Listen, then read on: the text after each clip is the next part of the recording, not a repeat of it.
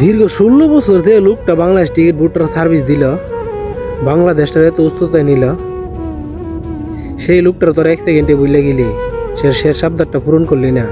মিরপুর স্টেডিয়ামে তার শেষ আবদারটা ছিল, শেষ ম্যাচটা হিললে তার অবসর যেত। বিসিবি তোরা জানাই দিলি তোরা সাকিবের নিরাপত্তা দেওয়ার মতো এবিলিটি নাই। তোরা আছে কি? তোর আর কি আছে? বুড়ো তাই কেউ চুরি করার দান্দা, কেমে করবি দেশের নষ্ট করার দান্দা।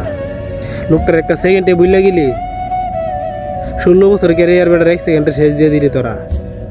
হ্যাঁ, কি করছিল? রাজনীতি করছিল।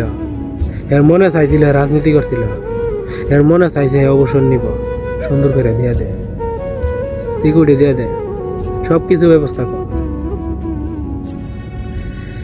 একটা মানুষের মনে কত কিছু চাইতারে, এতে মনে চাইছিল রাজনীতি করছে। কি হয়েছে?